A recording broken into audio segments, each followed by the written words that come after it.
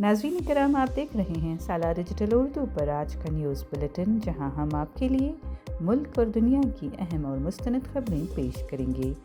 सियासत, समाज, मईशत, मज़हब और अवामी ज़िंदगी से जुड़ी ताज़ा पेशरफ्त के साथ अहम फ़ैसले, नुमायाँ वाक़यात और वो सब कुछ जो आपको बाखबर रखता है। चलिए खबरों का आगाज़ करते हैं।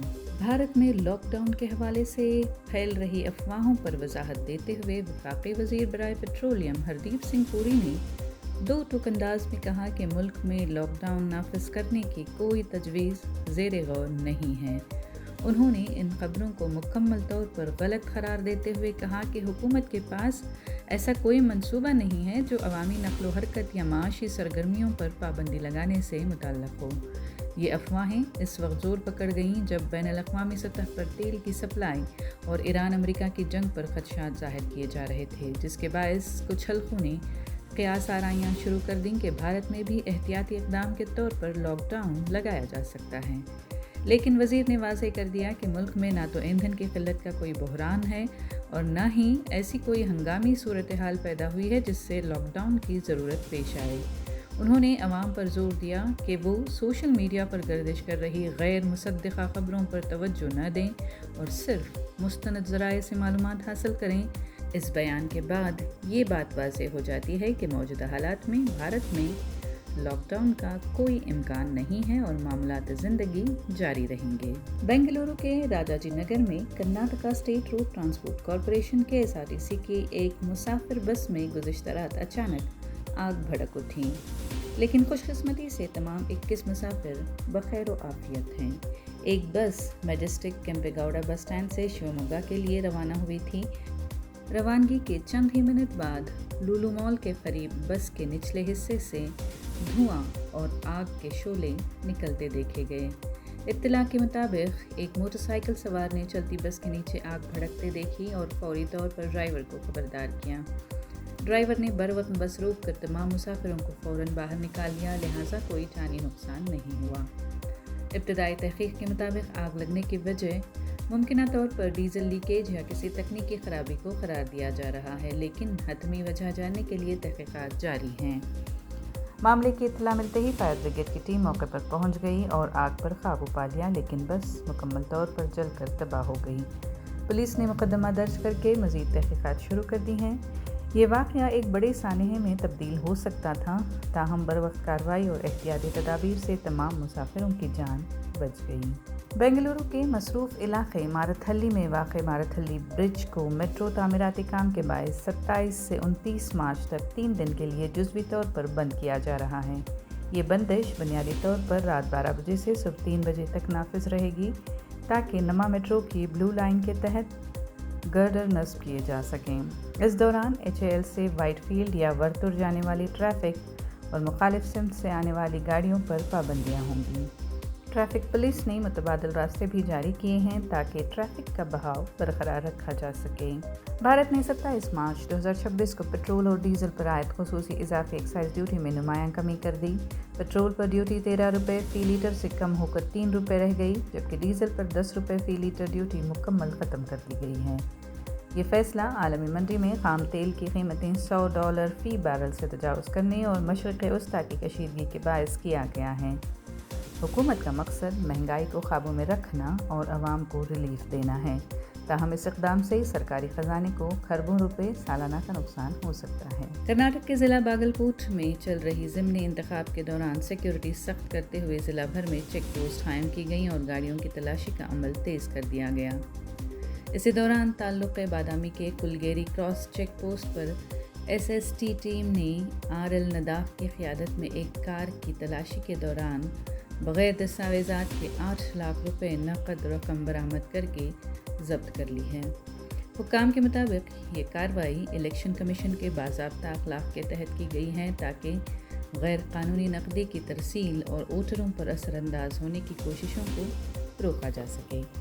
ज़राए के मुताबिक इसी इंतखाबी अमल के दौरान ज़िले के एक और चेक पोस्ट पर तकरीबन 15.5 लाख रुपए की गैर दस्तावेज़ी रकम भी ज़ब्त की गई है।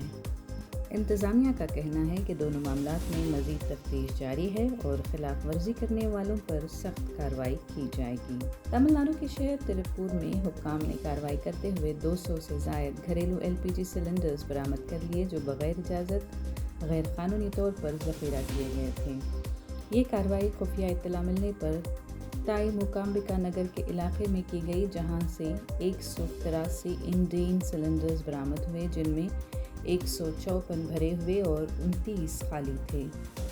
ابتدائی تحقیقات کے مطابق یہ سلنڈرز مبینہ طور پر بلیک مارکیٹنگ کے لیے رکھے گئے تھے۔ اطلاع ہے کہ گیس کو ایک سلنڈر سے دوسرے میں منتقل کر کے مہنگے داموں فروخت کیا جا رہا تھا۔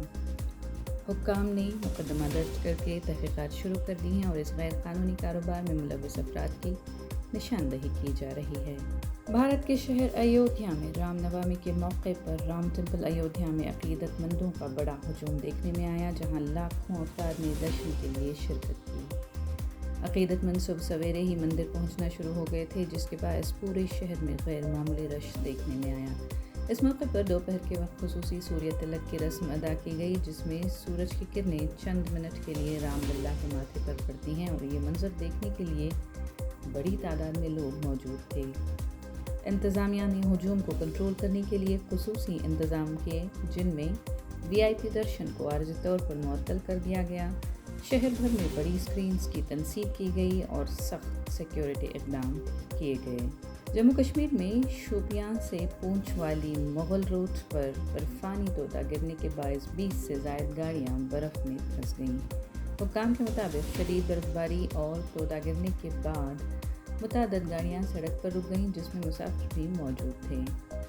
بارڈر روڈز آرگنائزیشن ٹیم نے فوری کارروائی کرتے ہوئے ریسکیو آپریشن شروع کیا اور تمام پھنسے ہوئے افراد کو بحفاظت نکال لیا۔ ریسکیو کے دوران برف ہٹانے کا کام بھی جاری رکھا گیا تاکہ سڑک کو ٹریفک کے لیے بحال کیا جا سکے۔ ابتدائی اطلاع کے مطابق اس واقعے میں کوئی جانی نقصان نہیں ہوا، جبکہ حکام مزید صورتحال کا جائزہ لے رہے ہیں۔